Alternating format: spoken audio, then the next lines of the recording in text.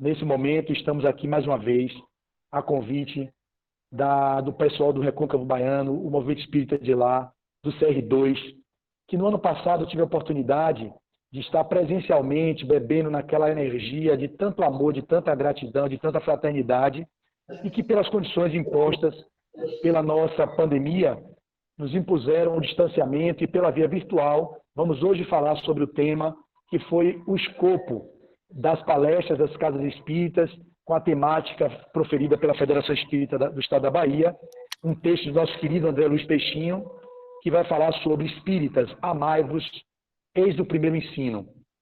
Então, com a proposta de iniciarmos assim, fazendo uma oração, para que possamos entrar em sintonia com os benfeitores, que possamos assim acessar as consciências desencarnadas, que nos assessorarão para que sejamos um instrumento digno da apreciação daqueles que nos ouvem, mesmo tendo em vista a nossa imperfeição, as nossas dificuldades, as nossas fragilidades, o reconhecimento das minhas impossibilidades de alcançar o que o nosso querido André Luiz Peixinho quis escrever, mas dentro daquilo que eu posso alcançar e da minha interpretação, através do meu nível de entendimento, nós iremos assim tentar discorrer aqui sobre as passagens do seu belo texto, do seu profundo texto. Então, inicio assim, dizendo: Divino Mestre Jesus, querido amigo, companheiro inseparável de todas as horas, rogo-te neste momento tua presença amorosa aqui em nossa casa e nas casas mentais de todos aqueles que nos ouvem, em todas as casas espíritas vinculadas ao CR2, e que nesse momento, com os confrades e confreiras que estão aqui nesse canal pela via virtual, nos ouvindo, que eu possa atingi-los naquilo que eu possa alcançar e que a sua mensagem de amor, de justiça e de caridade possa alcançar todos esses corações que nos ouvirão além desse momento presencial. Na certeza do teu amparo e para entrarmos na sintonia do que vivemos no ano passado, com a presença de nossa querida Aline Bar, que tocou canções belíssimas, e hoje não estamos na presença dela, mas do que eu possa alcançar, farei uma oração de São Francisco, para assim criarmos também um momento de arte, e nesse momento começaremos a nossa exposição.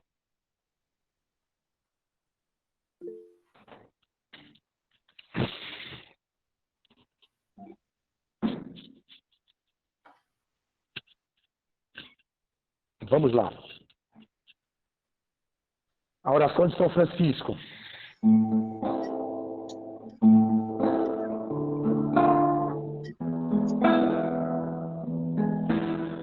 Senhor, fazei-me instrumento de vossa paz. Onde houver ódio, que eu leve o amor.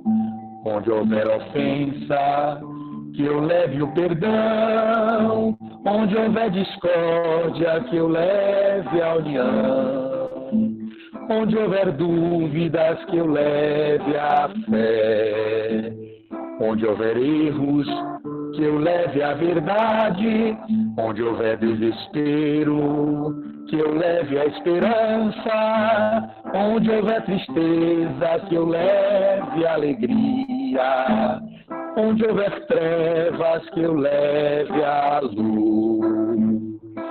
Ó Mestre, fazei que eu procure mais consolar que ser consolado, compreender que ser compreendido, amar que ser amado, pois é dando que se recebe, é perdoando que se é perdoado, e é morrendo que se vive para a vida eterna.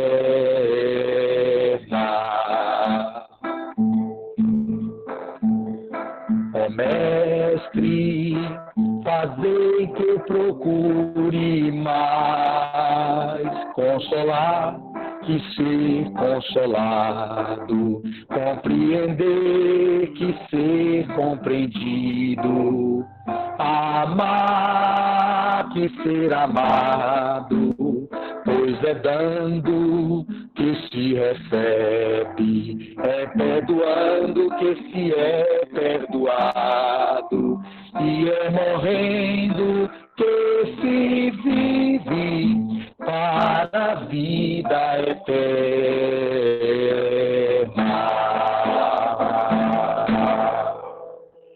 Glória a Deus nas alturas e paz na terra aos homens e mulheres de boa vontade. Que Jesus nos proteja, que Jesus nos guarde e que Jesus nos guie. Vamos lá. Então, meus irmãos, é com imensa alegria que estamos aqui mais uma vez para falarmos de um tema tão importante nesse momento atual que estamos atravessando. Ele sempre é importante, mas no momento em que estamos vivendo, ele se torna muito mais importante, e importante que nós outros vivenciemos aquilo que vai ser dito nessa leitura e na nossa exposição de hoje.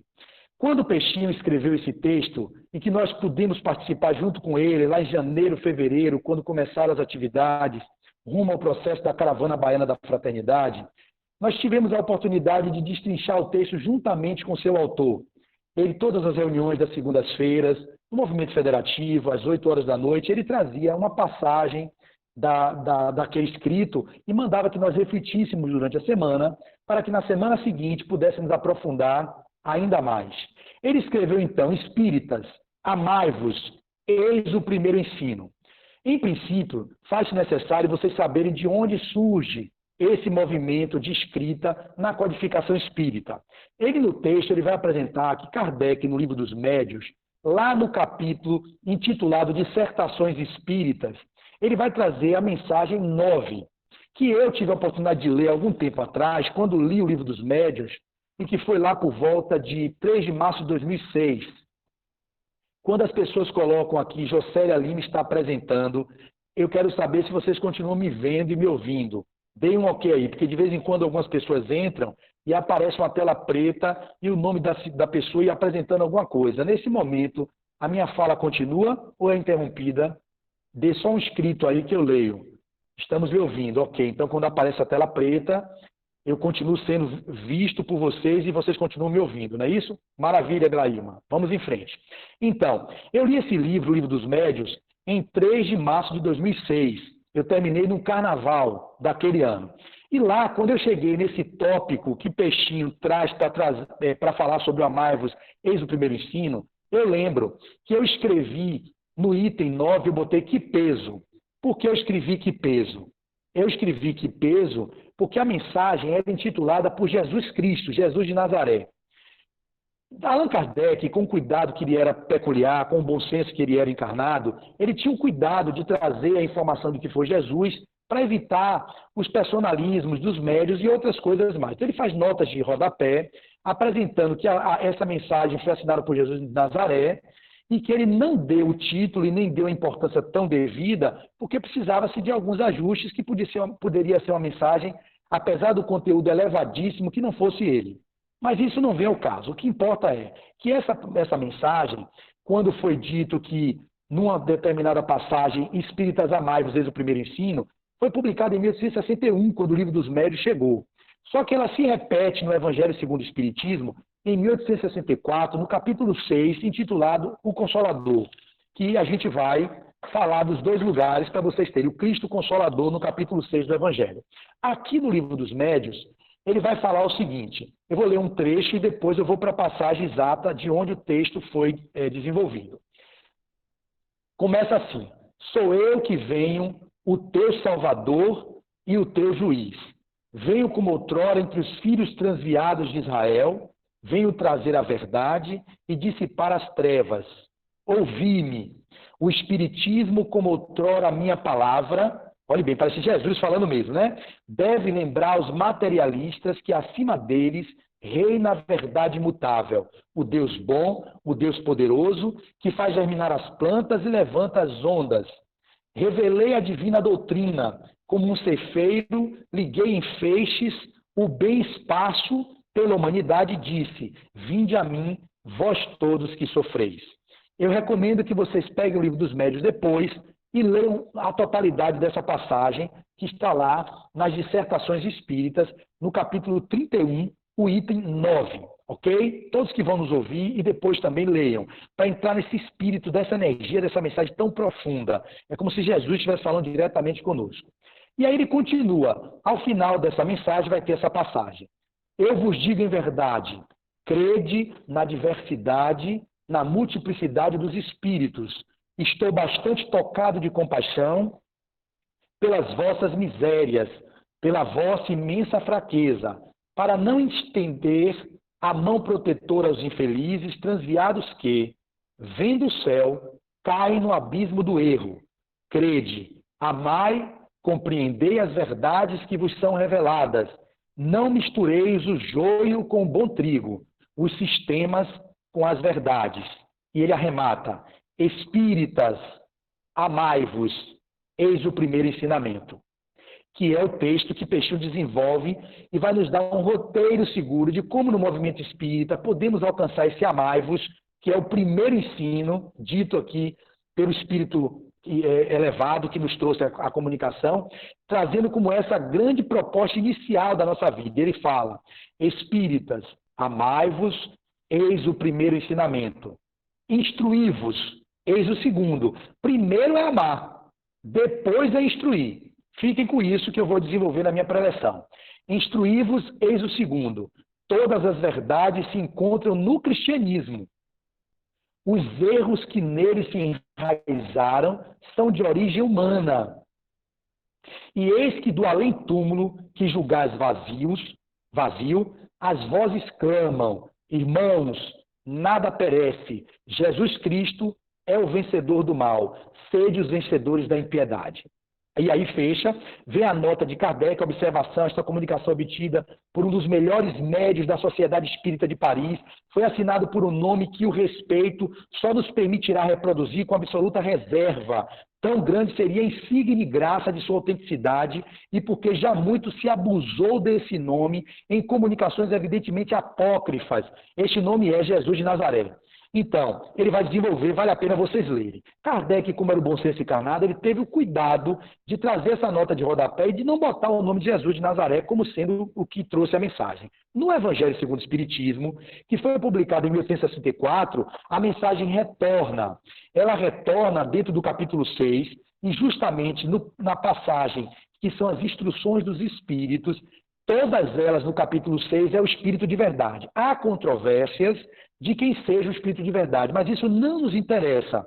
Interessa para os pesquisadores, para aqueles que querem devassar, quem disse isso, quem disse aquilo. Para nós, queremos o conteúdo. Se aquele conteúdo nos eleva e nos enleva a estados de consciência mais ampliados, isso é o que nos importa. Então, a mensagem que eu acabei de ler, ela nos eleva e nos enleva. Quem lê essa mensagem, independente se for Bezerra, se for Joana, se for Jesus de Nazaré, se for São Francisco de Assis, quem quer que seja, se for um cara da rua que passou andando e disse isso, tá ok. Tem valor agregado. Então, aquilo soma para o nosso aprimoramento intelecto moral e intelecto espiritual. Esse é o propósito maior. Mas, para aqueles que gostam da curiosidade, dos estudos mais aprofundados, existem palestrantes do movimento espírita como Haroldo Dutra Dias, Cosme Massi e o nosso querido Severino Celestino, que eles dizem nas suas preleções, o Haroldo afirma que o espírito de verdade na codificação é Jesus. Podem procurar na internet, ele vai pegar vários pontos de todo o Pentateuco da Revista Espírita, demonstrando que o espírito de verdade é Jesus. Como ele é estudioso, pesquisador, escreveu o Novo Testamento, ele tem mais cabidal do que eu para nos debruçar sobre isso. Como estudioso, ele diz isso. Já o Cosme Massi fala a mesma coisa, diz que é Jesus de Nazaré. E já o Severino Celestino, que estuda o aramaico, o grego, sabe o hebreu, o hebraico, ele tem a informação de que não é Jesus. Ele vai falar que é João, mas parece-me que é João Batista, se eu não estou enganado. Então vocês vão depois, por questões de pesquisa, que não importa, isso não vai mudar a capacidade de a gente amar. É só uma curiosidade. Mas aqui volta no livro, o Evangelho, a mensagem que eu vou logo para o final, advento do Espírito de Verdade. Todas elas assinadas pelo Espírito chamado Espírito de Verdade, ok? Na que toca no assunto que foi publicado no Livro dos Médiuns, vem aqui a passagem. Sinto-me demais tomado de compaixão pelas vossas misérias, pela vossa fraqueza imensa, para deixar de estender mão socorredora aos infelizes transviados que, vendo o céu, caem nos abismos do erro. Crede, amai, meditai sobre as coisas que vos são reveladas. Preste atenção às passagens. Amai, crede e meditai sobre as coisas que vos são reveladas. Não mistureis o joio com a boa semente, as utopias com as verdades, que estava no livro dos Médios. E arremata: espíritas, amai-vos, eis o primeiro ensinamento. Instruí-vos, este o segundo. No cristianismo encontram-se todas as verdades, são de origem humana os erros que nele se enraizaram. Ele muda um pouquinho, mas traz com o mesmo teor. Eis que do além-túmulo que julgáveis o nada, vozes vos clamam. Irmãos, nada perece, Jesus Cristo é o vencedor do mal, sede os vencedores da impiedade. O Espírito de Verdade, em Paris, 1860, a mensagem, mas o livro foi publicado em 1864. Ele pegou a mensagem de 1860, botou no livro dos Médios e trouxe de volta no Evangelho segundo o Espiritismo. E aí, o que a gente pode trazer sobre o que foi dito nessa mensagem e o que Peixinho traz no texto? Ele vai dividir o texto em várias partes. Como vocês aí no interior já tiveram acesso às palestras sobre o tema, que vários expositores devem ter ido aí no início do ano, fevereiro e março, antes da pandemia, a caravana, não sei se ela começou de fato ou a pandemia já bloqueou as visitas. Alguns centros fizeram palestras virtuais, outros não tiveram a condição de fazer, mas o movimento hoje espírita está se adaptando. E eu tenho feito algumas palestras para algumas casas falando sobre isso, como é que nós vamos nos manter nesse segundo semestre em tempo de pandemia, tendo em vista que essa pandemia vão ter ciclos, esperamos que acabe, mas ela não se mostra que vai terminar tão cedo. E nós do movimento espírita não podemos ficar à mercê da pandemia de um vírus. A gente tem que continuar a ação no bem, temos que continuar consolando os corações e trabalhando em nome do Cristo. É verdade que as instruções, que são aquilo que nós fazemos através das palestras, é um movimento importante, porque a divulgação doutrinária ela se faz necessária. Mas o que mais temos hoje são palestrantes expondo temas os mais variados da doutrina espírita, sem falar que aqueles que são ao concurso, como Divaldo Franco e outros tantos, tem vários temas ditos ao longo da sua vida que já tocam em quase esses temas todos que eu possivelmente vou falar. Então a gente vai dizer que é muito importante que vocês passem os links, se as pessoas querem informação e querem conteúdo, conteúdo não falta na internet, de vários expositores. Então essa parte que a gente está conseguindo fazer com maestria, as casas espíritas, que é a divulgação da doutrina, ela está ok, mas é preciso que nós entendamos que é preciso que entendamos o outro aspecto da casa espírita, que é o consolo aos corações que sofrem. E nós estamos atravessando um movimento delicado, onde há um recrudescimento da depressão, há um recrudescimento dos transtornos de ansiedade, os transtornos fóbicos, as doenças psicossomáticas de um modo geral, e pessoas que vinham de tratamento nas casas espíritas tiveram que parar seus tratamentos e num momento de piora da qualidade de vida deles, que se desempregaram, que estão tendo que conviver com os familiares, que estão em distanciamento social, que não podem dispersar a mente, não ir para o shopping passear, não podiam ir para a praia, não podiam fazer as coisas que desopilassem a mente. Então é óbvio que esse processo está se aprofundando. A gente entende que é uma prova coletiva e uma expiação para muita gente que o planeta está atravessando. Mas o Espiritismo é o consolador prometido por Jesus. E se a primeira recomendação é amai-vos, eis o primeiro ensino, o que nós estamos fazendo desse ensinamento, quando na pandemia, esses que sofrem, nós também sofremos, passamos por um momento de dor, estamos precisando da ajuda, do vínculo, do congraçamento, da integração, que aqui nesse canal é possível essa conversa prévia, como temos nas casas espíritas. Temos aquele momento pós-palestra que podemos dialogar e trocar ideias, mas, de um modo geral, tem sido as palestras de 1 hora, se fecha, faz o vídeo, disponibiliza para as redes sociais de cada casa, e as pessoas não estão tendo a oportunidade de se vincular, de interagir. E a gente está perdendo essa oportunidade. Isso é só uma pequena digressão para dizer que, se vocês quiserem aprofundar nesse tema, eu fiz 2 palestras essa semana falando sobre isso. Uma do livro Luz nas Trevas, de Joana de Ângeles, falando sobre... eu esqueci agora o tema, e a outra foi qual o papel da casa espírita, qual o papel do centro espírita em tempo de pandemia, onde eu vou falar sobre o atendimento fraterno, sobre o passe virtual, sobre a questão da mediúnica, que já tem uma diretriz da Federação Espírita para a gente não fazer via essa rede virtual, porque tem interferências, eles fazem um texto muito interessante, vale a pena vocês lerem, eles não recomendam a Federação Espírita Brasileira, mas não tem nada que eu saiba sobre o atendimento fraterno numa sala virtual, o passe para aqueles que estavam sendo tratados numa sala virtual que possam receber, os grupos de estudo, os grupos de aprimoramento, os grupos de autoconhecimento. É verdade que as casas no início tiveram resistência até de fazer as palestras e os grupos de estudo, e elas foram vencendo, percebendo que aquilo não acabava nunca. São quase 4 meses a gente nesse estado de distanciamento. As casas espíritas vão ficar paradas, se for o ano todo de 2020 e 2021. Se vier uma nova onda, se surgirem novos vírus. Então a gente precisa olhar para isso. É apenas aqui uma provocação para que a gente possa olhar para o papel da Casa Espírita nesse tempo de pandemia.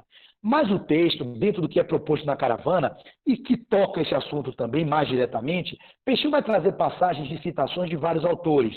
Dentre eles, Paulo de Tarso, vai trazer citação de Humberto de Campos, de Joana de Anges, do próprio Peixinho, no seu livro que ele escreveu, As Bem-aventuranças, desse livro aqui, que ele vai trazer passagens citando ele mesmo. Ele vai trazer passagens dos livros de Leon Denis, O Problema do Ser, do Destino da Dor, e outros tantos referências que ele começa o texto fazendo isso. Eu vou citar algumas que demonstram essa importância do amor na condição do movimento federativo e da nossa ação como cidadãos espíritas nesse mundo atual. Ele vai dizer o seguinte: Jesus afirma que tudo se resume em amar, e amar a Deus sobre todas as coisas e ao próximo como a si mesmo. Vale também lembrar que Paulo de Tarso, o apóstolo dos gentios, ele dizia, em uma das suas epístolas aos Romanos, um poema sobre a suprema excelência do amor, e afirmou que, ainda que tivesse toda a ciência, se não tivesse amor, nada disso lhe aproveitaria. E que tem as músicas que nós ouvimos ainda, que eu falasse a língua dos homens, se falasse a língua dos anjos, sem amor eu nada seria. O poeta trouxe a canção e que tudo isso se demonstra que a sociedade clama pelo amor. E até mesmo na música a gente traz aquela passagem de Paulo aos Romanos como uma configuração artística do que é a quarta força do espiritismo, que é a arte, né? Filosofia, ciência, religião e a arte, que deveria ser incorporada também, e como estamos fazendo com ela, nós não sabemos. Então, na linguagem espírita, vai ter Leon Denis que vai dizer: a natureza de Deus é amor. Como João disse, Deus é amor. Leon Denis vai dizer: a natureza de Deus é amor. A manifestação do amor evolui. O amor pode se apresentar com diferentes focos, como a família, a pátria e etc. E aí eu grifei essa passagem. O amor, como comumente se entende na Terra, é um sentimento, um impulso do ser que o leva para outro ser com o desejo de unir-se a ele. Mas, na realidade, o amor reveste de formas infinitas.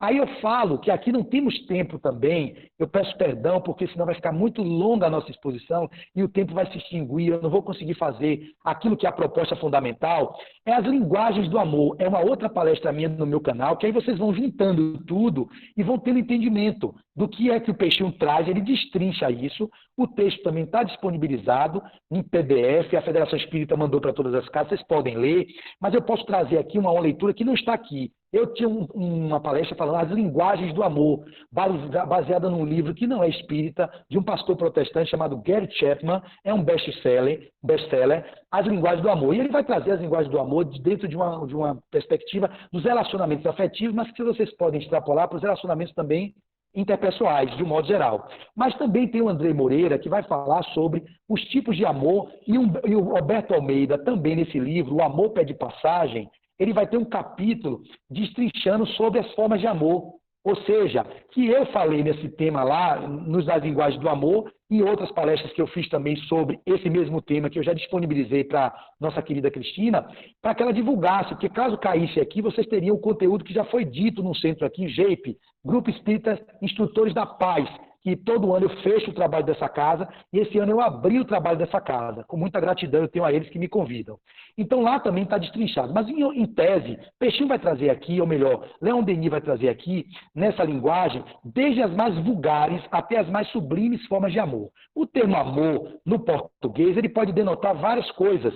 Amor, eu te amo, pode ser eu te possuo, eu te amo, eu te desejo, eu te amo, eu tenho amizade por você, eu te amo, como o amor incondicional. Como tem gradações, os gregos foram os que trouxeram a melhor representação das definições do amor. Dentre 5 denominações, ele vai falar do amor porneia, que é o amor posse, o amor eros, que é o amor erótico, o amor de desejo, o amor filia, que é o amor amizade, o amor storge, que seria o amor familiar, e o amor ágape, que é o amor incondicional, aquele amor que Jesus nos demonstrou que é possível, que nós humanos, simples, comuns e imperfeitos, atingimos em algum momento esse amor incondicional, com o filho quando nasce, a mãe que dá o sua hora de sono para poder amamentar, um pai também que passa horas infindas ao lado do filho com febre durante a noite. Esses são exemplos que a gente pode ter na Terra de amor incondicional. Mas eu não me aprofundarei, como eu disse, para poder conseguir alcançar todo o texto do peixe, do nosso querido mestre Peixinho. Nessa perspectiva, ele traz essa abertura às definições do amor. Acima de tudo, Deus é amor. Por amor criou os seres para associar as suas alegrias e a sua obra.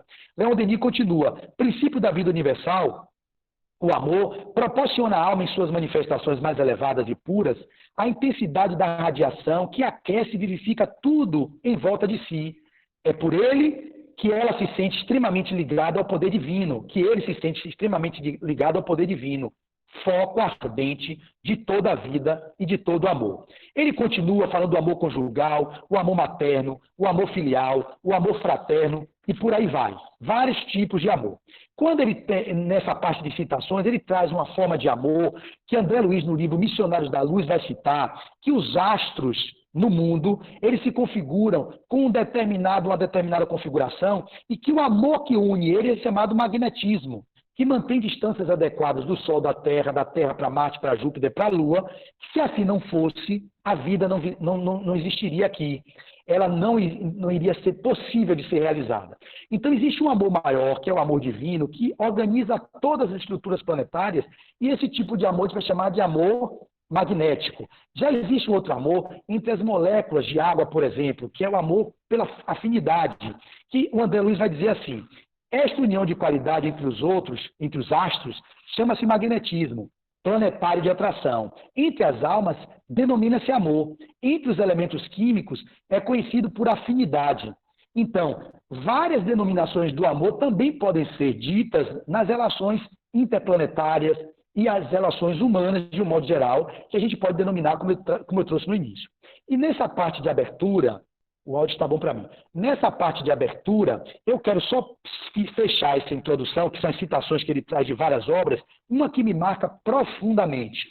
E que, particularmente, eu falo isso sempre e recomendo a todos vocês que nos ouvem, que deem atenção especial a uma obra chamada Boa Nova, de Humberto de Campos. Humberto de Campos, que é irmão X, ele escreveu uma obra magistral, que, salvo engano, o nosso querido André Luiz Peixinho já leu em volta de 20 vezes esse livro. Eu já li 4 vezes. Desde que eu li a primeira vez, eu introduzi no meu Evangelho, porque lá é um livro que toca o Evangelho de um lugar poético que não se sensibilize. Dentro de uns capítulos lá, vai ter um capítulo chamado Amor e Renúncia, que é um diálogo do Cristo com Pedro, e que é um diálogo magistral. Eu pego o excerto que nosso querido Peixinho trouxe para dizer para vocês. Em Humberto de Campos, a essência do amor, ele diz que é doação. Olha quantas definições que o amor pode ter. Pedro, abre aspas, Pedro, o amor verdadeiro e sincero nunca espera a recompensa. A renúncia é o seu ponto de apoio. Como o ato de dar é a essência da sua vida. A capacidade de sentir grandes afeições já é em si mesmo um tesouro. A compreensão de um amigo deve ser para nós a maior recompensa. Só a compreensão de um amigo deve ser para nós a maior recompensa, é claro. Só que Jesus continua: todavia, quando a luz do entendimento tardar no espírito daquele a quem amamos, olha que coisa, isso é o amor incondicional. Se a compreensão tarda no espírito daquele a quem amamos, ok, Pedro, ele vai falar. Se a compreensão vai tardar, se o entendimento tardar no espírito daqueles a quem amamos, deveremos lembrar-nos de que temos a sagrada compreensão de Deus. Se o outro não compreende, vamos ter a compreensão de Deus, que nos conhece os propósitos mais puros, ainda que todos os nossos amigos do mundo. Essa parte, quando eu leio lá na época, aqui eu não estou na emoção da leitura, mas quando eu releio esse capítulo, releio, eu choro, porque eu fico em conexão, em contemplação, em comunhão com Deus, e aí eu consigo acessar o que o Cristo está dizendo, que não está nos evangelhos, porque aqui são os bastidores de que Humberto de Campos teve acesso no mundo espiritual para trazer a obra Boa Nova com detalhes que os historiadores não puderam alcançar, mas que o mundo espiritual reserva todos os atos que o Cristo teve, mesmo aqueles que não foram notados e anotados pelos seus apóstolos. E ele vai finalizar assim: ainda que todos os nossos amigos do mundo se convertessem um dia em nossos adversários, ou mesmo em nossos algozes, jamais, Pedro, jamais nos poderiam privar da alegria infinita de lhes haver dado alguma coisa. Meus amigos, esse é o ponto nevrálgico de todo o texto que eu possa ler para vocês.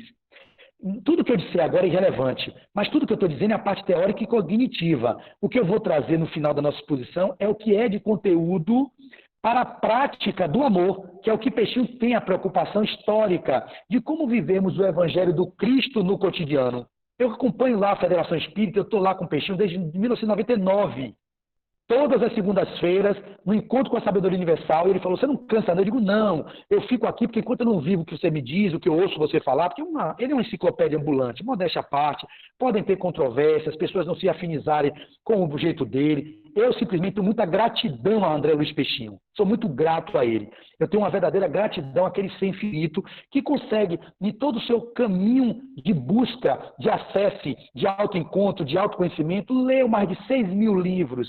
E ele nos traz isso resumido em textos como esse, em palestras que ele pode sintetizar todo esse saber intelectual. Mas como ele já viu que atingiu um grau de expansão de intelectualidade extrema, ele diz que não, mas eu sei que sim, e vocês sabem que é um gênio, ele consegue agora fazer, como é que eu vivo isso na prática? Espíritas, amai-vos, eis o primeiro ensino. Instruí-vos, eis o segundo. Instrução a gente tem demais. Palestras aí nas redes sociais a gente tem muita. Informação e conteúdo não falta. Tem a torta e a direita. Vocês podem passar o dia inteiro, não acaba conteúdo, a semana inteira, a pandemia toda, anos de conteúdo. Mas o que a gente precisa agora é amar. E esse amor começa com alto amor. Que aí eu tenho uma obra que eu indico também que vocês leiam, que é esse aqui de André, Alto Amor, e outras potências da alma. Eu indico também o livro de André, As Bem-aventuranças, né? E indico também o livro de Alberto Almeida, O Amor Pede Passagem. E tem muitos outros, esses foram os que eu li mais ou menos para poder fazer esse tipo de exposição. Então, meus lindos, Deivinha, o amor. Você está aqui? Tem um copo d'água aí para mim? Se tiver, ela não deve estar, ela deve estar cuidando das plantas. Então, quando a gente vê Jesus dizer isso, que o objetivo é a capacidade de doar o amor, porque quem ama já se beneficia pelo ato de amar. Isso é fato. Quem atinge esse grau de devoção, de entrega, de doação, não precisa se lamentar por não ter recebido do outro. Mas é óbvio que nosso estágio evolutivo, ele passa por essa necessidade de troca. E é verdade que a gente precisa disso para se retroalimentar. Mas o caminho da nossa trajetória rumo ao arcanjo, que seremos um dia, é de amarmos incondicionalmente sem precisar que o outro nos ame. Eu não estou nesse nível. Eu amo minha esposa, ou melhor, eu tenho tanta gratidão a ela pelo que ela é na minha vida de contribuição, mas eu não conseguiria viver só dando se eu não recebesse. Eu não tenho esse estágio. E nas relação de casal, pelas visões das constelações familiares, fala que há necessidade de troca, um equilíbrio entre o dar e o receber, para que se mantenha um processo de harmonia nessa conexão da relação conjugal. O amor, você chegou aí? Amor? Você pode trazer um copo d'água, por favor? Suco, que maravilha, vai trazer um suco, que delícia. Então, nessa proposta de amar indistintamente, simplesmente a gente poderia... E um guardanapo, que ficou a baba. E a gente poderia simplesmente alcançar esse estágio, mas a gente nunca vai alcançar esse estágio se a gente não começar se amando. O passo inicial para esse encontro do amor transcendental é o amor por nós mesmos. Se a gente não consegue se amar, a gente não chega lá. Então, para avançar, porque o tempo se vai, eu estou vendo aqui o tempo indo embora, meu Deus, esse homem fala demais. Então, porque eu não amo, eu preciso falar demais. Se eu amasse, eu não precisava falar tanto. Esse é um entendimento que eu tenho com clareza. Jesus, a presença dele era amor. Já bastava a presença dele, não precisava falar nada. O silêncio dele já representava tudo. Como eu não tenho essa capacidade, eu preciso falar muito. Falar muito para dizer aquilo que às vezes eu não consigo nem viver. E aí precisa ficar se justificando, né, argumentando, tentando entendimento, criando clareza, para levar para vocês aquilo que eu não vivo. Porque se eu ficasse aqui em silêncio, amemos, meus irmãos. O caminho é o amor. Vocês poderiam ser inundados com energia amorosa, daqui a pouco falar, pode parar. Está todo mundo aqui tocado no interior, todo mundo saindo para amar, todo mundo quer amar. Mas eu não tenho, então eu tenho que fazer um esforço para trazer a interpretação do que os queridos autores estão dizendo, o que Peixinho tentou trazer para o texto, e assim, a partir da minha condição de entendimento, que é mediana, chegar e trazer uma clareza para vocês. Então, ele cita Joana, eu não vou citar, e vamos para a parte do que é o desenvolvimento do assunto. Ele vai trazer como evoluir na manifestação do amor. Ele vai trazer a seguinte informação: nós evoluímos no amor desde o amor instinto de conservação para o amor egoístico, para chegar num dia no amor altruístico. A meta final da nossa trajetória é chegarmos no amor altruístico. Mas foi preciso, na nossa evolução antropossócio-psicológica, vivermos o estágio do amor, que é o amor de conservação, o amor instintivo. Se não tivéssemos esse grau de amor, nós não conseguiríamos chegar enquanto espécie humana no estágio que estamos. Mas muitos de nós vivemos presos ainda no instinto e na conservação, nesse amor que é mais primário no estágio da evolução. E aí ele cita de novo aqui obras póstumas, que Allan Kardec vai trazer uma passagem sobre o orgulho e o egoísmo, quando ele diz assim: daí o surgimento de todos os antagonismos sociais por esse egoísmo e esse orgulho que a gente mantém no estágio que nos encontramos. Conflitos e misérias humanas, visto que o outro é considerado obstáculo à competição, à rivalização. O outro é um obstáculo à realização pessoal, do amor egóico, que não é o auto-amor. Auto-amor é diferente de amor egóico. A realização pessoal e ameaça o sucesso da pessoa, ao sucesso da pessoa. Esse egoísmo é um derivado do orgulho. A supremacia da própria individualidade arrasta o homem a considerar-se acima dos demais, julgando-se com direitos preferenciais, molesta-se por tudo o que, em seu entender, o prejudica. Se melinda, se molesta e se rivaliza e quer fazer com astúcia a burla para poder preservar o seu amor egoístico. É o que eu entendo. A importância que, por orgulho, se atribui, o torna naturalmente egoísta. É o orgulho, as duas chagas da humanidade, como foi dito lá, que são as duas grandes chagas da humanidade, o orgulho e o egoísmo. Isso está em Allan Kardec, em Obras Póstumas, no capítulo Orgulho e Egoísmo. Ele avança, e aí para a gente poder já ir para o espaço do que são a prática disso tudo, porque tudo isso é conteúdo teórico, e vocês podem ter acesso na leitura, mas o que mais me importa é justamente falar da prática, de como operacionalizar isso no nosso cotidiano, ok? Ele vai dizer o seguinte: existem exercícios para a vivência da amorosidade. Abre isso com vários, são 6 que ele traz, 6, que coincidentemente ou não, alguns deles estar em consonância com a proposta do que eu tenho vivido, o Milagre da Manhã, que é uma proposta de autoencontro, de desenvolvimento pessoal, que se utiliza de alguns desses pontos que Peixinho traz no texto, que não é Peixinho que traz, são os grandes homens que já passaram na humanidade, que dizem que o caminho, como Leon Denis e outros tantos, para esse encontro com a nossa essência divina, com o amor que habita em nós, não há outro senão esse roteiro que ele vai nos dar. Com certeza. E o do Milagre da Manhã contempla muitos dos que estão aqui. Para não deixar de falar, no Milagre da Manhã falam dos 6 salvadores da vida.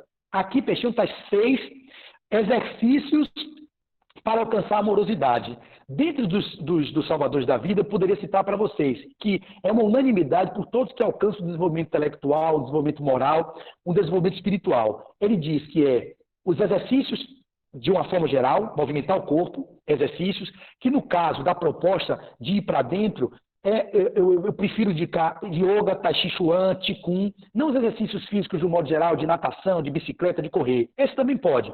Mas o movimentar o corpo num propósito de introspecção, de ir para dentro. Aí ele fala, no Milagre, o exercício físico, depois a meditação, que é o silêncio, depois a visualização terapêutica, que está aqui também, a meditação também está aqui, depois as palavras de afirmação, que são formas de você afirmar para o inconsciente, que também está aqui, de uma forma ou de outra, no que ele vai escrever. Depois vem o diário, que é a escrita, colocar no papel aquilo que você está no campo das ideias, no que você inspirou, no que você percebeu, para você colocar como se fosse um roteiro a ser seguido, o roteiro de sonhos que o inconsciente traz e revela, conteúdos que estão reprimidos. Então a escrita é um exercício constante de autoconhecimento e de fortalecimento daquilo que você se propõe como hábito de vida novo, de transformação, para exercitar o amor. E por fim, a leitura. 6 salvadores da vida. Os que Peixinho traz. Ele vai trazer os 6 dizendo introspecção, comunhão, contemplação, visualização criativa ou ideoplastia, centração e devoção. Esses são os 6 salvadores, entre aspas, que ele não deu esse nome, da nossa vida, para quem quer alcançar o grau máximo do amor possível ainda na vida, no mundo material. E ele destrincha cada um deles. Eu vou sintetizar, porque o tempo vai se esvaindo.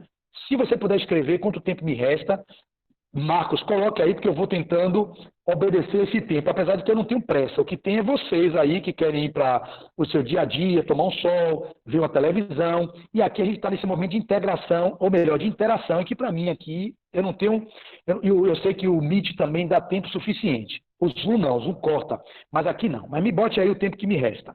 Então, no primeiro tópico dele que ele traz, ele diz assim, a informação, beleza, tenho isso ainda? Uau, que massa! De 20 a 30 minutos. Então, eu vou falar mais tranquilo. Ele começa dizendo, a informação sobre a vida do espírito, embora seja a condição necessária, a informação que a gente tem sobre a vida do espírito, embora seja a condição necessária, não é suficiente para provocar a evolução e expansão da amorosidade. Então, toda essa informação sobre a vida do espírito, que nós sabemos cognitivamente que somos espíritos imortais, que vivemos antes, vivemos hoje, viveremos depois. O Espiritismo nos dá a informação de onde viemos, onde estamos e para onde estamos caminhando. Sabemos que não estamos sós no mundo, que não existe vida só no planeta Terra, que há vida no mundo espiritual, que a gente sabe que é intercâmbio entre o mundo espiritual e o mundo material. Tudo isso é cognição, entendimento. Mas isso não nos capacita a expandir o amor. E ele fala, é preciso que tais saberes sejam vividos para se tornarem verdades factuais. Para tanto, podemos, como aprendizagem, lançar mão de alguns exercícios práticos. E aí o mestre Peixe vai trazer esses 6 itens, começando com embasamento, com citação. É um texto belíssimo. Vocês depois leiam o texto, depois da nossa fala, que pode estar empolgando alguns que não leram, pegue o livro e leia, ou melhor, o texto e leia, e depois coloque em prática amanhã. Todo mundo quer começar dieta na segunda, quer começar exercício físico na segunda, quer começar meditação na segunda, quer começar a frequentar a casa espírita na segunda, vou começar a fazer qualquer coisa sempre segunda. Então já que hoje é domingo e vocês não vão começar, façam todo domingo do jeito que vocês vêm costumando fazer. E amanhã implementa esse roteiro seguro que o nosso querido Peixinho está nos trazendo, com uma proposta maior da Caravana da Fraternidade desse ano, e que justamente o encerramento do CR2 se dá nessa culminância de viver todo esse conteúdo teórico que vocês tiveram até aqui, e com verdade as práticas que desde o início de maio indicamos a leitura, ótimo. O CR2 indicou a leitura desde o início de maio, mas pode ser que muitos, minha querida, não tenham lido. A gente tem um hábito muito pouco de leitura, não vou falar sobre isso, mas agora com essa empolgação, esse funcionamento, que já está fechando esse ciclo, está na hora de colocar em prática o que o mestre Peixe disse. E se vocês não sabem como colocar, do jeito que está sendo dito aqui, o Milagre da Manhã, como eu estou trazendo como proposta, e que não é nada meu, isso é um autor que escreveu um livro, e que esse livro, portanto, é um best-seller no mundo inteiro, que ele viveu uma experiência de trauma, de quase morte, e depois daquilo ele conseguiu implementar a corrida que ele não queria, a meditação que ele não fazia, o yoga, começou a fazer escritos, escreveu livros, começou a ser escritor a partir do Milagre da Manhã. Hoje eu fiz 161 dias disso, e que incorporei tudo isso que Peixinho está dizendo. É óbvio que 161 dias, para ser considerado meditador, através de algumas escolas, você tem que ter no mínimo 2 anos de prática ininterrupta. É muito comum, é muito difícil a pessoa se manter com meditação ininterrupta durante 2 anos. A partir de 2 anos com essa prática, eu tenho 161 dias, eu vou me considerar um meditador. Eu já fiz retiros de meditação, da Ananda Marga, do budismo, Vipassana, experiências as mais variadas de um mergulho para dentro, mas eu nunca conseguia colocar em prática aquilo que eu vivia nos retiros, porque eu estava num momento específico, de condições ideais. Quando eu vinha para o cotidiano, tudo se perdia. Eu conseguia manter 1 semana daquilo, 2 semanas, mas eu nunca conseguia manter 161 dias quando eu comecei esse ano, em 13 de janeiro, justamente com a sincronicidade da leitura do texto do nosso querido Peixinho. Deixa eu ver se eu botei a data, botei. Li todo em 15 de janeiro de 2020. 15 de janeiro de 2020. E eu comecei o milagre em 13 de janeiro de 2020, portanto, 2 dias antes. E terminei de ler o livro de Peixinho 2 dias depois. Só que a nosso movimento federativo na Bahia começou, se não me engano, no dia 4 de janeiro, foi 5 de janeiro. E desde o dia 5 a gente já estava trabalhando em cima de algum texto, que acho que era esse que Peixinho trouxe.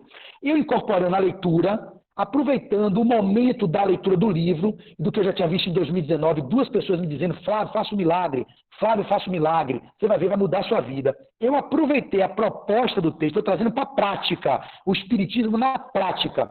Eu vi, vou implementar, comecei a fazer os Salvadores da Vida, que tem tudo a ver com o que está sendo dito aqui, vocês vão ver que tem, e aí, portanto, incorporei como hábito. O livro traz o roteiro, 30 dias, porque depois de 30 dias você consegue consolidar o hábito. A partir daí você vai começando, às vezes, nos 30 dias, a fazer concessões. Muitos amigos meus e pacientes meus estão fazendo. Fazem 3 dias, para. Minha esposa querida fez 7 dias comigo. Parou. Não conseguiu dar continuidade. Hoje ela me contemplou com o exercício. Eu pedi: Deus, vamos fazer junto o exercício? Ela veio de manhã cedo, 7 horas da manhã. A gente fez os exercícios energéticos de Ticum. Depois ela desceu para dar conta do cachorro e das plantinhas dela. Beleza. Mas ela, de uma forma ou de outra, ela não está tão presente fazendo os 6 salvadores. Eu, disciplinadamente, para isso, consigo, nesse ano, 161 dias, sem nenhum dia deixar de meditar, de visualizar, de me exercitar, de ler, de escrever e de afirmar. 6 salvadores, que aqui estão contemplados no que Peixinho traz. Introspecção seria a meditação, o mergulho para dentro, o silenciar a mente, porque é no silêncio da mente que você consegue ouvir Deus. Não há como a gente ouvir Deus nesse falatório, vendo informação o tempo todo na internet, vendo televisão, conversando com um e com o outro. Não é assim que você vai alcançar o grau máximo da amorosidade. É com o silêncio da mente.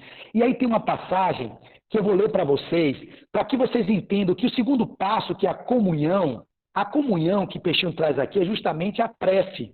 É a forma da oração. O meio mais eficaz de se ter comunhão com os seres espirituais elevados, é o segundo, é através da oração. E no milagre ele diz também que você pode, no momento da meditação, fazer preces. É levar o pensamento ao alto, como agora eu vou fazer. Senhor Jesus, na minha dignidade, na minha impureza, ajuda-me a alcançar os níveis de consciências mais elevadas, fazer com que eu possa encontrar-me comigo mesmo, mergulhando para o insondável do self, e quem sabe assim, encontrar Deus em mim, porque tu estás em mim como centelha divina. E você faz uma oração, você eleva o pensamento, se conecta com seus benfeitores, aquela peça atinge os níveis mais elevados e você tem os benefícios diretos na transformação e nesse espaço de expansão da amorosidade que permeia. Então você não tem como fazer contato com Deus se você não silencia. Se não há silêncio, não há como ouvir Deus, porque nós estamos o tempo todo falando com Deus, pedindo, mas esquecemos de silenciar para ouvir o que Ele tem a nos dizer. E aí, nesse livro lindo de Andrei, chamado Atitude, que são reflexões e posturas que trazem paz, ele vai trazer uma passagem de Madre Teresa de Calcutá, que é lapidar. Ela vai ser perguntada por um repórter da seguinte forma. Perguntam a ela, está aqui. Olha o que perguntam. Madre, preste atenção. Certa vez perguntaram a Madre Teresa de Calcutá, Madre, como oras? E ela respondeu, eu quando oro, eu entro para dentro de mim e faço silêncio para ouvir a Deus. Olhe, introspecção e comunhão.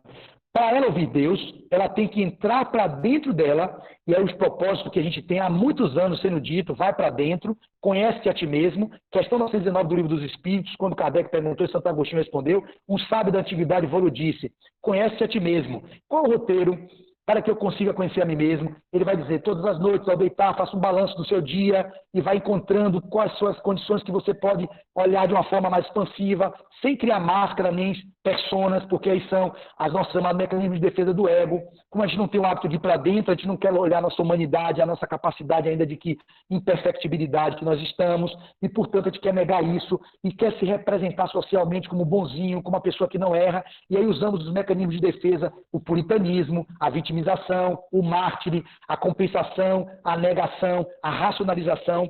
Então o silenciar e do ir para dentro é o encontro com aquilo tudo que você tem de luz e de sombra, para que assim você se vendo, se conhecendo, como grandes místicos fizeram, São Francisco de Assis foi para dentro, para assim se encontrar. Siddhartha Gautama Buda foi para dentro, tinha um conforto principesco que aqui já não nutria a sua alma, quando ele mergulha no mundo interior e descobre, que é o chamado Vipassana, essa meditação que eu já fiz de 10 dias, ele vai conseguir devassar o mundo invisível que está nele, encontra-se com Deus dentro dele e vê que existe vida antes, vida depois, entende a reencarnação e aí justifica porque o sofrimento humano, que ele não conseguia conceber que as pessoas morressem, que as pessoas adoecessem.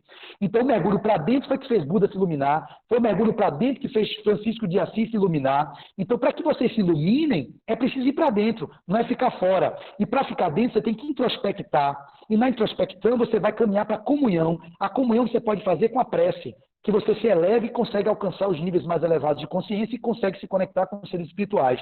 Para finalizar essa parte, ela vai dizer: eu, quando oro, eu entro para dentro de mim e faço silêncio para ouvir a Deus. Então questionaram a ela: e o que é que Deus lhe disse, mãe? O que é que Deus lhe disse, madre? O que é que Deus lhe diz, madre? Ela então completou: quando Deus me vê em silêncio para ouvir a Ele, Ele também faz silêncio para ouvir-me a mim. Ela silencia, Deus também silencia, que está fora e está dentro. E aí, e de silêncio para silêncio, tudo é dito e nada necessita ser falado. Meu Deus! Tudo é dito, o inaudito é ouvido. Não precisa falar nada. Quando você silencia, eu estou todo arrepiado agora, você mergulha para dentro, você encontra com aquilo que há de mais profundo em seu ser, você aquieta os pensamentos, aí tem formas de fazer isso, a concentração, que é concentrar na respiração, no ar que entra, no ar que sai, e aí você vai focando a mente, pode concentrar olhando a vela, pode concentrar contemplando a natureza, olhando um bambu que vai para um lado e vai para o outro. Nesse momento você entra em estado alterado de consciência, você expande a consciência e você consegue expandir o amor e se conectar com a próxima etapa, que é a contemplação, que é o terceiro, que ele vai dizer: outro exercício para amplificar a manifestação do amor é a contemplação da natureza. Olha como está tudo, tudo emaranhado, tudo encaminhado. Você introspecta, a partir da introspecção é silêncio interior, mergulho para dentro. Você pode fazer a comunhão com os espíritos mais elevados através da prece e da oração. Quando você eleva o pensamento, você pode ao mesmo tempo usar de recursos, como o nosso querido Leon Denis vai trazer, através da contemplação. Ele diz: nas horas de hesitação, volta para a natureza que está fora e que você tem a natureza, que você é filho de Deus. É a grande inspiradora, o templo augusto em que, sob seus véus misteriosos, o Deus escolhido fala ao coração do prudente, ao espírito do pensador. Contempla por toda parte as obras belas e potentes, solicitam sua atenção. Contemplar, eu vivo aqui no lugar de Mata Atlântica, eu sou privilegiado em estar no lugar desse, eu amanheço todo dia com os cães dos pássaros, não tenho ruído de carro, eu tenho natureza de um lado, eu tenho natureza do outro, eu tenho tatu, eu tenho os animais silvestres que ficam à minha volta, eu uso o meu momento de meditação na contemplação, quando eu abro os olhos para fazer visualizações, eu fico olhando, contemplando a natureza, eu consigo me conectar com Deus, e esse trabalho é constante, não significa que um ano nem dois vai me transformar num ser iluminado, não. Nós não nos iluminamos quando começamos a imaginar seres de luz. Nós nos iluminamos, como dizia Jung, mais ou menos assim, quando começamos a olhar para dentro e conseguir olhar a nossa sombra. É ali que você consegue encontrar a própria luz. E não querendo contemplar, ou ficar só imaginando seres iluminados. A contemplação faz com que você fique no estado de ampliação da consciência, que faça você se integrar com a totalidade, e ele vai continuar. Estrelas que cantam um poema de vida e de amor, escuta as harmonias da natureza, os ruídos da floresta. Eu tenho uma floresta aqui de 6 quilômetros de trilha, que eu ando através dela, vou de bicicleta, lagoa. Então faz o movimento dos ecos, dos montes, olha os montes que tem aqui, as montanhas, os vales, o hino da torrente murmura no silêncio da noite. Eu deito às vezes na minha varanda e fico olhando as estrelas, porque aqui é muito pouca luz, vocês do interior têm isso, Salvador o pessoal não tem mais, na ilha de Taparica a gente tem. Eu deito, olho para o céu, consigo contemplar as estrelas, consigo ver a lua, converso com Deus. Oh Deus, ajuda-me a me tornar um ser humano melhor, Deus. Como eu queria poder expandir minha consciência a ponto de ser uma pessoa mais humilde, o tão arrogante que sou, o tão intolerante, irritadiço. Eu queria ser mais indulgente, Deus, me ajuda, sem que eu crie máscaras, para que não possa me mostrar na sociedade um mascarado, um hipócrita, que eu possa ser verdadeiramente, genuinamente aquilo que eu sou na minha melhor versão, e assim eu possa me conectar com o divino que habita em mim, e um dia eu possa gozar da conexão plena contigo, sendo uno como Cristo foi contigo, São momentos como esse que você consegue ter um estado mais elevado de consciência. E aí você vai injetando isso no seu subconsciente, e automaticamente você pode incorporar no dia a dia, e daqui a pouco você se pega fazendo uma besteira, você lembra, nossa, eu visualizei de manhã, o que é isso, Fábio? Continua nesse mesmo lugar. E aí ele vai trazer várias formas de contemplação. E ele avança para o próximo, que é a imaginação criativa, ou a visualização criativa, que é a chamada ideoplastia, que é, no nosso Milagre da Manhã, são chamada visualização terapêutica ou visualização criativa. Ele vai dizer, o quarto exercício do aprimoramento, da amorosidade, pode ser chamado de construção ideoplástica do nosso futuro vir a ser. Você, a partir do momento que você repete palavras de afirmação, que você visualiza um campo de consciência mais ampliado, você se visualiza como uma pessoa melhor, isso vai mudando o seu padrão, isso as neurociências já falam, ele vai dizer assim, para compreendê-lo, precisamos lembrar que a alma contém no estado virtual, olhe bem, todos os germes do seu desenvolvimento futuro. Nós somos Cristo, nós temos um Buda interno, um Cristo interno, um Deus interno, porque somos centelha divina. Se somos centelha divina, somos criados à imagem e semelhança de Deus. Então somos potência divina, mas não podemos acessar a potência divina que somos, como Jesus dizia, se vocês tivessem a fé do tamanho de grande mostarda, poderia fazer muito mais do que eu fiz. Não fazes porque não tem fé, não acredita na potência que são, no divino que habita. A gente não pode acreditar na potência que a gente é, se a gente não olha para dentro. Se eu fico buscando ficar fora, eu não vou conseguir conectar com o divino que habita na natureza, através das contemplações, da introspecção e da comunhão com isso tudo que nós somos, essa cosmovisão que o Espiritismo nos traz, de conexão, dessa visão ecológica, de reconexão com tudo e com todos, de um modo que nos tornemos uma única família universal e com a proposta da expansão desse amor cada vez mais latente na nossa condição de espíritas, no nosso movimento espírita. E para dando a finalização, nesses minutos que me restam, ele vai falar da imaginação ativa como esses movimentos que, como temos em latência virtualmente todos os germes na nossa alma, criado por amor, criado para amar, pouco a pouco se eleva. E conforme vai subindo, nela vai se acumulando uma soma sempre crescente de saber e virtude na alma. Sente-se mais estreitamente ligada a seus semelhantes, comunica mais intimamente com seu meio social e planetário, elevando-se cada vez mais, não tarda a ligar-se por laços pujantes às sociedades do espaço depois do ser universal. Leon Denis, no Problema do Ser do Destino da Dor. Então ele vai dizer, também devemos estar conscientes que a vontade é a potência da alma, capaz de gerar novos estados evolutivos. Lembra-nos ainda, Leon Denis, o querer é poder. Dirigir, portanto, incessantemente vosso pensamento para essa vontade, que podeis vir a ser o que quiserdes. Então, é na visualização criativa, na visualização terapêutica, nos movimentos de ideoplastia, que vocês podem desejar escolher ser o que vocês querem. A sua escolha cria a sua realidade. O que vocês estão escolhendo hoje determina o seu vir a ser futuro. O que vocês escolhem? Sintonizar com o medo, com a culpa, com o pânico, com esses movimentos de fora, do ter em detrimento do ser, ou escolhe sintonizar com a essência divina que vocês são para criar no mundo o regenerado mundo que precisa ser a partir da nossa regeneração interna? Qual o grau de investimento que vocês estão se dando nesse tempo de pandemia que é um chamado de vai para dentro, não de vai para fora? Porque o vírus está mostrando isso. Ele não está dizendo para todo mundo ir para fora, está mandando você, fique em casa, fique com você mesmo, conviva com seus familiares, conviva com seus pares, conviva consigo mesmo, que muitos de nós não conseguimos conviver conosco mesmos. Nós vivemos o tempo todo fora, porque a gente não tem coragem de olhar para dentro. Porque olhando para dentro a gente vai ver nossa luz e nossa sombra. E olhar luz e sombra significa se transformar, significa se lapidar, se reformar intimamente, trabalhando a indulgência, a paciência, trabalhando as virtudes que o Evangelho nos traz, a tolerância, esses momentos que estamos vendo de intolerância racial, esses momentos de transgressões externas, são fruto da nossa própria condição de transgressores internos que somos. Quando a gente aponta nos governantes corruptos, somos os corruptos que temos em nós. Eu tenho em mim aquilo que eu vejo fora. Quando eu aponto que eu sou um psicopata, eu tenho um psicopata dentro de mim, eu tenho um delinquente dentro de mim, eu tenho um corrupto, eu tenho um concupiscente. Mas olhar para isso é o primeiro passo para você conseguir se iluminar. Não é negando isso que a gente consegue se iluminar. E o que a gente tem feito é isso. A gente nega essa condição humana, comum, imperfeita que nós estamos. Assim a gente não consegue nunca encontrar Deus. Porque como é que a gente pode encontrar Deus? Um mero personagem que vive hipocritamente no mundo para poder ser agradável e agradar os outros na tentativa de melhor se amar, se valorizar, porque a nossa baixa autoestima, a nossa desvalorização nos impede de sermos a gente. Já dizia o grande Gandhi que passou, seja em você a mudança que você quer ver no mundo. Não queira ver no outro, fora, aquilo que você não está fazendo dentro.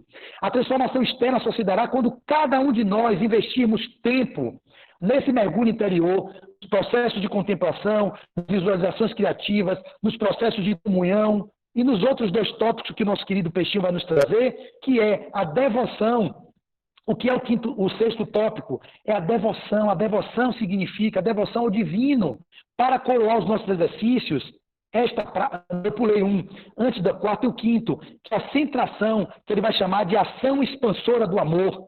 Este exercício permite inicialmente que conheçamos quais são os nossos limites em matéria de expressão amorosa. Nós vamos ver o nosso limite. É só vendo dentro que você consegue saber seu limite. Eu não posso me avorar, fazer caridade para todo mundo, fazer palestra para todo mundo que me pede, senão eu não tenho vida própria.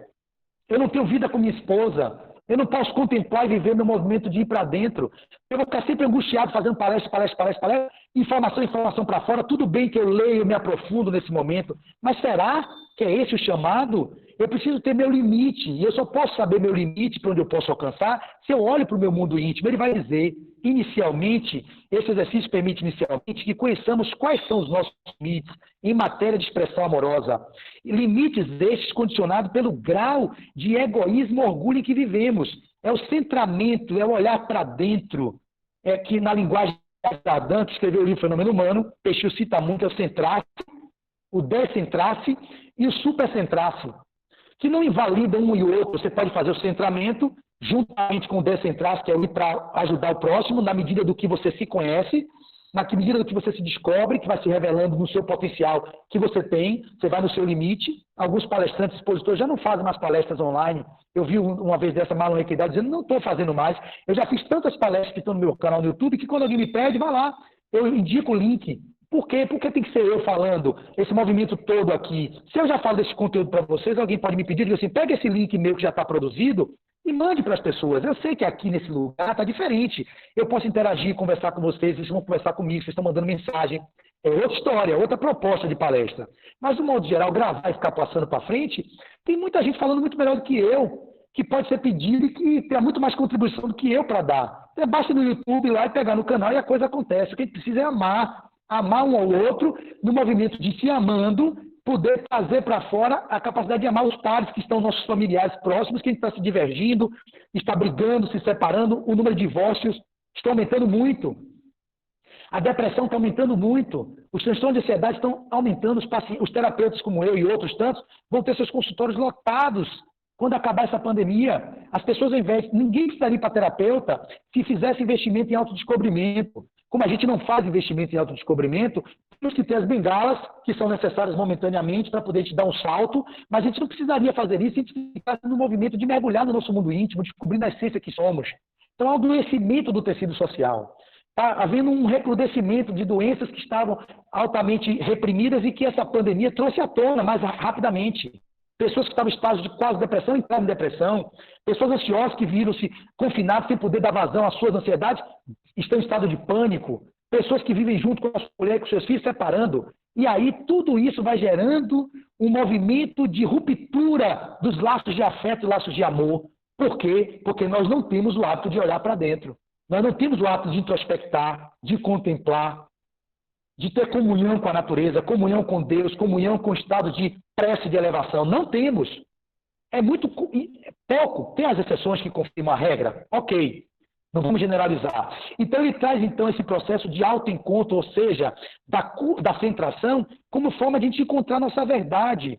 E, a partir desse reconhecimento, programamos ações que consideramos passos evolutivos envolvendo as pessoas que estão distantes em matéria de despertar. As pessoas que estão distantes nesse ponto do despertar da consciência, através do nosso conhecimento, do autoencontro conosco mesmo, do autodescobrimento, nós vamos contagiando essas pessoas pelos laços de afeto que conseguimos alcançar e deixando de ser hipócrita. E ele vai dizer, e aí produzir bem-estar quando em convivência. Tudo é para preparar essa convivência no meio espírita.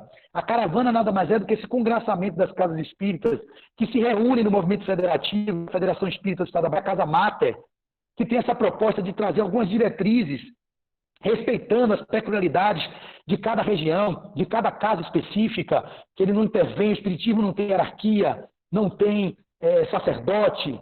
A gente é uma doutrina de comunhão de propósitos, para que possamos juntos, como um só coração, caminharmos por Cristo, sem querermos uns ser melhores. Uns caminharam mais, como ele fala aqui, um Divaldo Franco caminhou mais do que eu, um Peixinho caminhou mais do que eu em termos de avanço de consciência e de moral. Pode ser contribuição na minha vida, eu bebo nessa fonte, por que não? E vamos emanados, levando adiante, e nesse convívio fraterno, nós implementaremos o reino dos céus aqui na terra.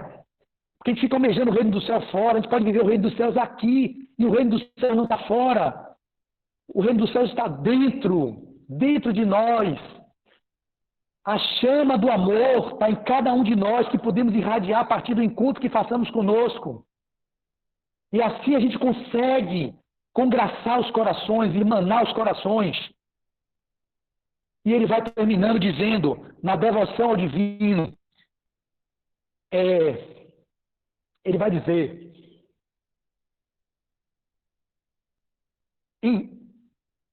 que eu me emocionei.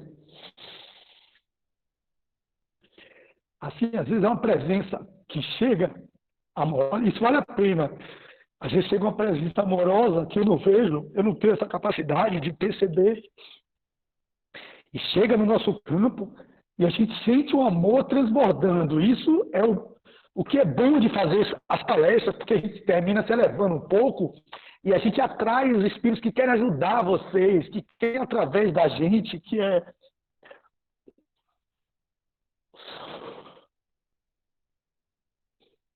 um vaso sujo, que eu reconheço que eu sou, e que eles conseguem tirar da gente alguma coisa, e eu vejo que depois que eu ouço a minha palestra, eu fico emocionado com o que eu digo, porque eu não vivo isso. Eu não vivo nada disso ainda, e aí a gente sente um amor que chega, uma presença amorosa que está aqui, que está me envolvendo e que me faz entrar nesse espaço que o Peixinho, meu querido Peixinho, traz no texto, que a gente não consegue só lendo. Eu lendo isso aqui, eu entrei nisso. Não entro. Aí falando para vocês aqui, talvez, nesse momento de expansão, a gente consegue abarcar esse caminho. Aí ele vai dizer, na devoção ao divino, que é o sexto, que é devoção, ele vai dizer uma coisa linda, que está no livro que eu já li, que eu recomendo, Divina Presença, do irmão Elzio, um grande trabalhador espírita, e que através do espírito Yogin Shirin Shirishinan, ele vai trazer um capítulo chamado Meditação, e ele vai trazer algo que eu não vou ler, que é traga Deus em todos os momentos da sua vida. Está numa palestra, traga Deus. Está trabalhando lavando o prato, traga Deus. Está no trânsito dirigindo, traga Deus. Você está trabalhando, atendendo, fazendo operação, cirurgia, atendendo um paciente, bote Deus. Em todos os momentos do seu dia, traga Deus. Porque se você traz Ele, não você para introspectar o que nosso querido Yoga Shirin Shirishinan fala através de Dr. Elcio, através da psicodigitação. Ele vai trazer Deus em todos os momentos. Então, quando eu parar para ouvir Deus, ele vem junto, porque os problemas virão. O problema da conta para pagar, a mulher que cometeu juízo, o filho que está irresponsável, o menino que perdeu o negócio na escola, o chefe que me foi arrogante comigo. Eu coloco Deus em tudo, e quando eu estou no movimento de introspecção, de mergulho interior, ele vem e ele vai dizer assim, eu vou ler, vale a pena. Ensina-nos um ente espiritual que tal prática, que é devoção ao divino, começa pela construção do hábito de conversar com Deus em meio às realizações materiais. Ao cuidar de negócios, pense na presença de Deus. Ao falar com o trem, tenha Deus como sua testemunha. Quando formular planos, mantenha Deus como seu orientador. Em tudo que pensa, sinta em Deus a fonte de toda a energia. Leve a Deus para dentro da sua vida, de modo que ao pensar, falar, agir, seja a presença divina, a sua permanente companhia. Yogin Shirin Shirishinan. Esse é o amor manifesto do divino em você, quando você traz Deus para o seu dia a dia. Finalmente termina, o sexto é o final, que é o movimento chamado devoção ao divino. E o texto finaliza, eu encerro minha preleção, trazendo um indicador de sucesso que vocês poderão ter, que é o desapego. O grau de desapego que vocês passam a ter é sinalizador de que você está começando a encontrar esse caminho do amor. O amor que você consegue saber que a mulher não é sua, ela é filha de Deus. O filho não é seu, você é um co-criador com Deus. Mas o filho é filho da bem-aventurança, e você tem a oportunidade de ser um co-criador com ele, mas desapega do filho, desapega da esposa, desapega do emprego. O desapego não significa viver com votos de pobreza extrema, não. É você viver no mundo, contemplar as belezas do mundo e saber que É uma escola, é um hospital-escola, é um aprendizado para os estágios mais avançados de consciência. Quanto menos apego, mais você se distancia dessa vida materialista que nos aprisiona na hora da passagem. E ele vai dizer a relevância do amor na vida institucional, que é a culminância de tudo, é trazer essa proposta para a vivência do centro espírita. E ele vai trazer o discurso de Kardec em Lyon, que eu não vou ler para vocês, e ele vai falar sobre a caridade, que é justamente a transformação do amor egoístico no amor altruístico. E nesse amor altruístico vocês conseguirão fazer essas reconexões das relações humanas e fraternas nos nossos movimentos federativos, na nossa casa espírita. E aí, por fim, ele vai dizer como exercitar esse amor no centro espírita. Todo espírita, é Miguel Vives, que é um espanhol que escreve um livro intitulado O Tesouro dos Espíritas, e elucidou dizendo: todo espírita deve portar-se com a maior humildade possível. A maior humildade. Chico Xavier era grande porque era humilde. São Francisco só foi grande porque se tornou humilde. Ele era um gastador, um esbanjador da riqueza dos pais, vivia nas tabernas, mas ele encontrou o caminho da renúncia, indo para o poverelo, se tornando o poverelo de Assis, o pobrezinho de Assis na posse úmpla, atingindo e atuando naqueles menos favorecidos. Foi até a igreja e mostrou que a proposta do Cristo não era aquela que a igreja católica estava seguindo. Assista o irmão Sol, irmão Lua, que toca nossos corações profundamente. E ele mostra que é possível amar, sim, indistintamente a natureza, o irmão Sol, o irmão Lua, o irmão Lobo, a irmã Flor, a irmã Dor, o irmão Fogo, o irmão o tracoma que ele teve, a malária que ele teve, as chagas que se abriram na mão dele, e ali ele vivia no completo conectar-se com Deus. Ele silenciava para ouvir Deus com um cântico que ele fez, que eu fiz uma palestra também sobre isso, sobre Clara de Assis, que eu toco no nosso querido Francisco, que eu tenho ele como meu referencial maior do que Jesus, porque Jesus é muito longe de mim. Eu amo Jesus, mas não consigo perceber o que é ser puro. São Francisco mostrou como João Evangelista que era, voltou como São Francisco de Assis, viveu a esbórnia, viveu a vida frívola e mostrou que na encarnação ele se ilumina, porque Flávio não pode, vocês não podem. Mas a gente não vai poder enquanto a gente não acessar o divino que habita em nós, reconhecendo a nossa arrogância, a nossa prepotência, o nosso orgulho, o nosso egoísmo, para assim conectarmos com a nossa humildade, porque Jesus, Francisco só foi humilde, ou ele só foi grande porque ele foi pequeno. Ele reconheceu a sua feiura, o quanto sujo ele era, o quanto Madre Teresa só se reconheceu como era, só foi o que foi. Ela não quis ser santa. Ela dizia que não podia habitar nos claustros, isoladamente daquela sociedade da Índia que sofria, vendo que não era possível ter tanto se tanto sofriam. Então, na humildade dela de reconhecer-se pequena, que ela foi para os menos favorecidos pela sorte.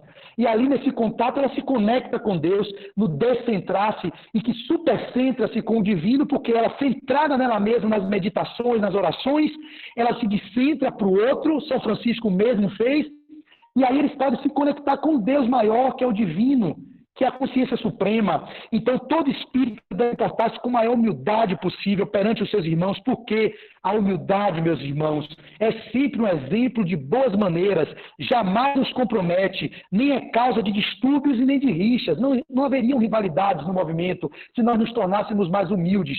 E o mestre Peixinho termina dizendo como construir a comunidade do amor no centro espírita. Ele vai trazer, fazendo grupos de pequenos participantes, de 20 participantes, como o nosso lá na FEB, eu, a Leonora, nossos confrades e confreiras no grupo de autodescobrimento que a gente tem, estudando a obra O Homem Integral, toda segunda-feira no Zoom, de 6 às 7h30, depois 8 horas, Peixinho, com o Encontro com a Sabedoria Universal, com a palestra dele, que eu recomendo que vocês assistam. Então, esse processo de pequenos grupos, a gente vai realizar a verdadeira comunidade cristã, como na Casa do Caminho de Pedro, que acolhia todos que passavam, todos os estropiados, aqueles menos favorecidos, que cuidavam, os apóstolos que viviam, tentavam fazer o que o Cristo pregou, e que a gente se perdeu nessa trajetória em que a igreja, a nossa história judaico-cristã, mostra que a gente foi para um outro caminho da coisa do culto externo, do culto à forma, e ao invés de ficar preso ao conteúdo da essência da palavra que o Cristo nos trazia. Aqui não vai uma crítica, há uma observação, uma constatação do que nós nos perdemos. E no Espiritismo a gente não pode repetir os padrões antigos, atávicos, das experiências que nós tivemos quando fomos judeus, quando fomos protestantes, como fomos católicos, com todo respeito a essas religiões que têm um papel lindo. São as pessoas que, mesmo no Espiritismo, que é uma doutrina linda, a gente se contamina, a gente se perde pelas nossas próprias vaidades, pelas nossas condições de não olhar para esses caminhos de ser vaidoso e reconhecer que é. não se reconhecer vaidoso, não se reconhecer ciumento, não se reconhecer arrogante, não se reconhecer prepotente, vamos viver na máscara, criando mecanismos de defesa para forjar um personagem que não é o que Jesus nos propôs. Seja você, como disse Gandhi, a mudança que você quer ver no mundo. Seja em você a mudança que você quer ver no mundo. Então, se você for você, você vai ser a melhor contribuição, a sua melhor versão. E eu finalizo dizendo o que ele traz, o federativismo como ampliação do exercício do amai-vos. O movimento federativo é esse congraçamento com a caravana da fraternidade, com as visitas às casas espíritas, com a minha visita o ano passado com esses irmãos aí do Recôncavo, que eu reconheço a minha história aí quando vivi em Cachoeira, na época de encarnações passadas, fui aí senhor de engenho, tenho um comprometimento grave com os escravos, com a questão da escravidão no Brasil, vivi isso, mas consegui me reconciliar com a minha consciência de culpa, resgatando, entre outras formas, escolhendo caminhos de mais amor, para me desvincular do campo magnético, daquilo que eu fiz e imputei às pessoas que sofreram, sobre o meu despotismo, sobre a minha arrogância, sobre a minha prepotência, que ainda tem em mim, mas que se eu acesso isso e reconheço, isso não me toma, porque tudo que você nega, tudo que você rejeita, cria força, e quando você menos espera, você é tomado por isso. Negar isso, você pode estar negando a sua verdade. Então, olhar para a minha agressividade significa assim, eu sou agressivo, mas eu estou tentando canalizar e direcionar a minha agressividade para outras coisas. Eu sou despótico, autoritário, mas eu tento perceber quando eu sou autoritário com meu cachorro, com minha esposa, com alguém, e digo, peraí, o que é isso? Ainda nesse padrão, mas não é rejeitando, querendo mascarar-me. Oh, tudo bem, Devinha? Oh, meu cachorro. Não, eu tenho um bicho dentro de mim. Mas eu não vou conseguir encontrar a luz que tem em mim se eu não reconheço o bicho. Eu não vou ficar forjando aqui um personagem o tempo todo, porque eu não vou suportar, porque o selfie não aguenta.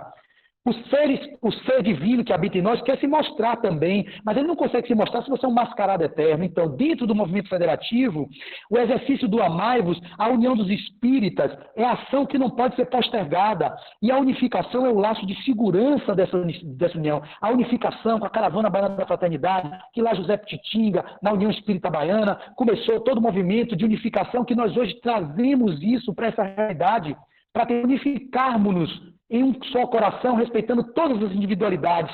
E como contribuir para essa união? Fazendo divulgação das palestras, ele vai trazer, visitando os centros espíritas como membro da caravana, representando as atividades setoriais na sua instituição, nas reuniões de conselhos distritais, participando dos macroeventos, que agora não temos presencial, podemos ter de forma virtual, participando do 5º Congresso Brasileiro, que não tivemos, que seria 18 e 21 de abril, foi cancelado, encontro marco regional, a confraternização das juventudes espíritas, que também não teve. E será que a gente vai ficar parado? Enquanto a pandemia está aí, a gente não vai fazer nada disso? Eu sei que o movimento espírita está repensando, como dizia meu querido doutor Edelfonso, repensando o movimento espírita no Brasil. Há 15 anos atrás, escreveu um livro. A gente precisa repensar quais são as nossas práticas nessa condição atual. Vamos viver o mesmo padrão, só na estrutura física? E a estrutura virtual está aí a serviço de quê? Do homem.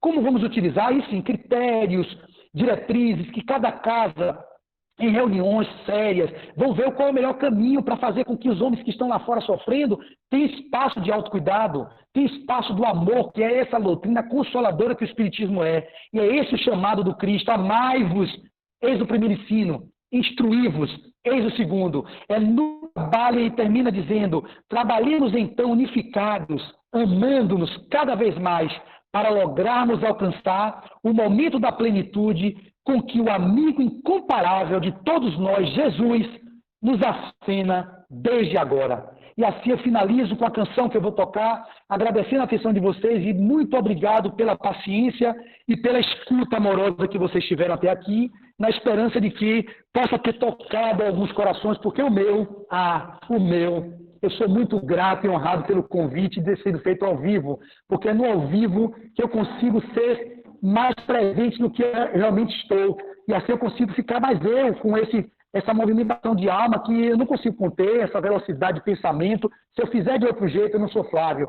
E a canção do nosso querido Leopoldo, que nos representa, que na proposta do movimento federativo, eu não sei tocar, é a canção Somente o Amor, que Peixão ensaiou no início do ano, com algumas confreiras, que cantavam, fazia o canal, fazia o coral, mas eu não tenho como tocá-la aqui, também não sei tocar de cabeça. Então eu vou fazer a Alegria Cristã, e a gente finaliza a nossa preleção dizendo assim: Somos companheiros, amigos, irmãos que vivem alegres pensando no bem. A nossa alegria é de bons cristãos, não ofende a Jesus, não fere a ninguém. A nossa alegria é o bem do Evangelho, é o bem do Evangelho. Vibrai e contagia, da criança ao velho, Mesmo entre perigos, daremos as mãos, como bons amigos, como bons cristãos. Sempre ombro a ombro, sempre lado a lado, vamos trabalhar com muita alegria, pelo espiritismo mais cristianizado, pela exaltação da paz e harmonia. A nossa alegria é o bem do Evangelho, Vibrai e contagia, da criança ao velho, Mesmo entre perigos, daremos as mãos, como bons amigos, como bons cristãos. Glória a Deus nas alturas e paz na terra aos homens e mulheres de boa vontade. Viva Jesus em nossos corações, que Ele possa habitar em nossas vidas, hoje, agora e sempre.